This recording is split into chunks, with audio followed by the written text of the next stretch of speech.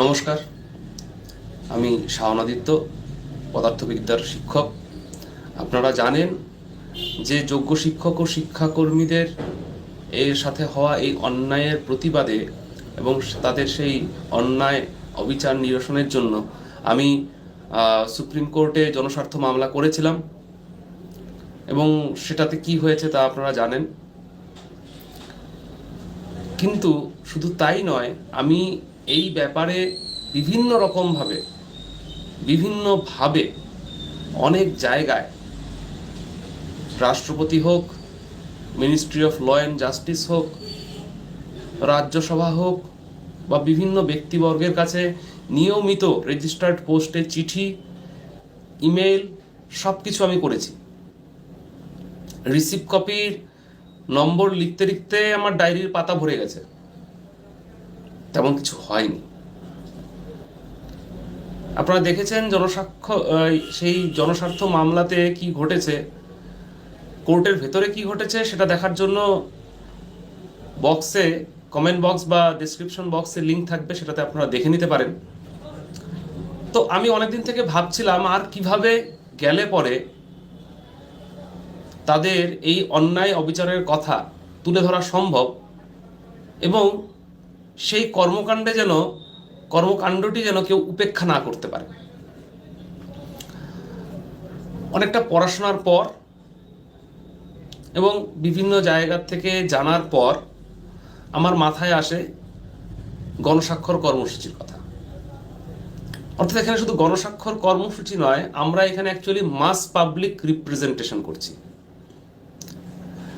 রাষ্ট্রপতিকে দৃষ্টি আকর্ষণ করতে চাইছি এবং রাষ্ট্রপতির কাছে চাইছি সংবিধানের 143 ধারা যেন তিনি প্রয়োগ করেন। এবং আমরা এটা করতে চাইছি মূলত আমাদের সংবিধানের 51 নম্বর ধারায় আমাদেরকে যে অধিকার দেয়া আছে সেই অধিকারের আমরা প্রয়োগ করতে চাইছি। এবার ঘটনা হলো কি হতে পারে এই গণস্বাক্ষর কর্মসূচির মাধ্যমে।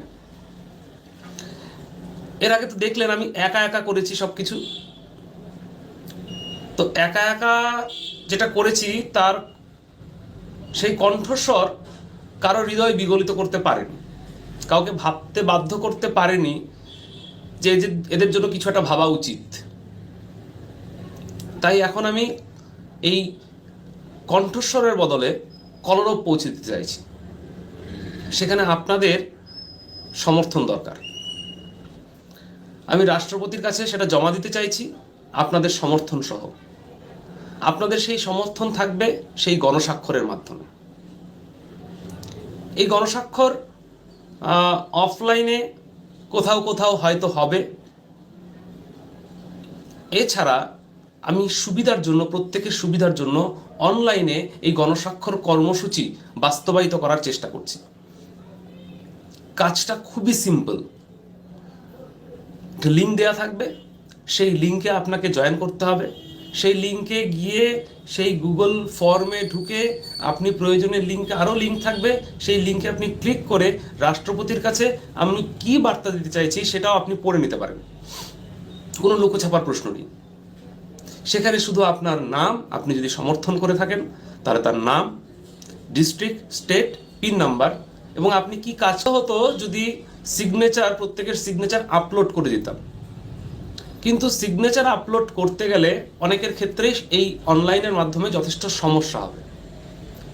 তো আমি এই ফর্মে আমি একটা ভ্যালিড ইমেল আইডি দিয়েই এই ফর্মটা সাবমিট করা যাবে।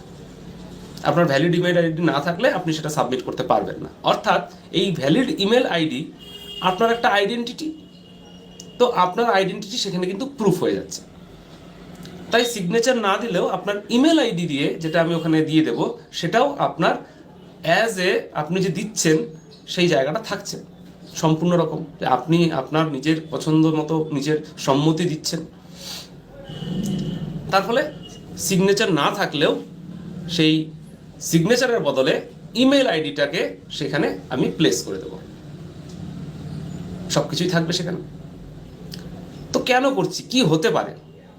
আমি নিজে খাটাখাটনি করে দেখলাম যে প্রথমত যদি 100 থেকে 500 সিগনেচার আমরা কালেক্ট করি, এটা একটা সাধারণ অর্ডিনারি পাবলিক রিপ্রেজেন্টেশন হবে।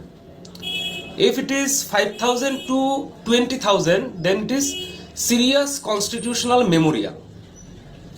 যদি সেটা 50,000 প্লাস হয়, তবে সেটা ন্যাশনাল কনসিয়েন্স পিটিশন। যদি 1 লাখ প্লাস হয়ে যায়, 1 লাখের বেশি হয়, তাহলে special constitutional Memorial, rare category.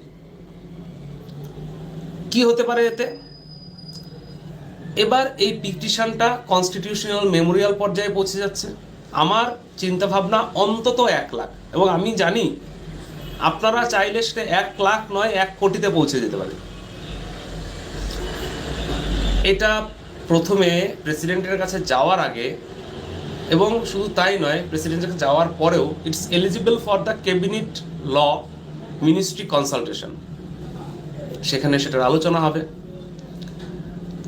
খুব অসম্ভব হয়ে যাবে এটাকে চুপচাপ ছাড়িয়ে দিতে।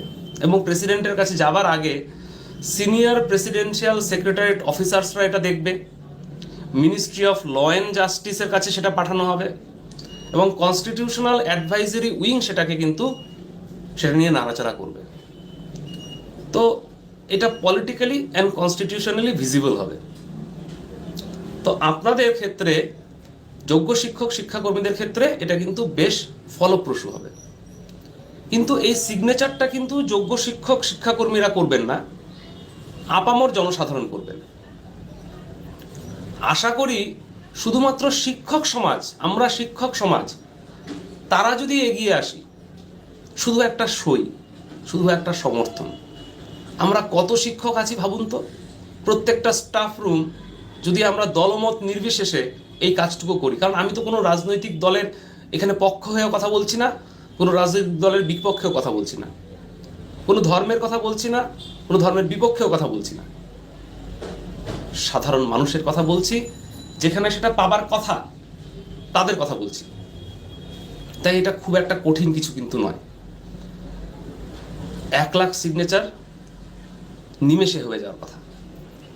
যোগ্য শিক্ষক শিক্ষাকর্মীরা আপনারা আপনাদের পরিচিত ডাক্তার, ইঞ্জিনিয়ার, ল সেকশনে আছে সেরকম, জাস্টিস পুরনো হতে পারে, সে রাজনৈতিক কর্মী, কোনো সমর্থক, কোনো এনজিও কর্মী সমর্থক, বিভিন্ন কাজের বিভিন্ন সংগঠিত শ্রেণীর কর্মী সমর্থক, তাদের সবাইকে অ্যাপ্রোচ করুন, পার্সোনালি অ্যাপ্রোচ করুন, যাতে এই গণস্বাক্ষর কর্মসূচিটা বাস্তবায়ন করা যায়।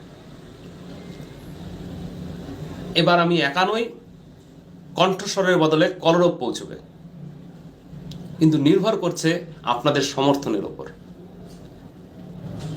টাকা লাগবে না, সময়ও লাগবে না, আপনাদের কোনো খাটাখাটনিও করতে হবে না। শুধু আপনাদের মতামতটুকু, আপনারা যে চান এদের সাথে বিচার হোক, সঠিক বিচার হোক, সেই মনটুকু লাগবে। এগিয়ে আসুন, আপনাদের সমর্থন আমাকে দিন। আপনাদের সমর্থন আমি রাষ্ট্রপতির কাছে পৌঁছে দেব। করজোরে আপনাদের কাছে প্রার্থনা করছি, আপনারা এগিয়ে আসুন, আমরা এই লড়াইয়ে জিতব। প্লিজ আপনারা এগিয়ে আসুন।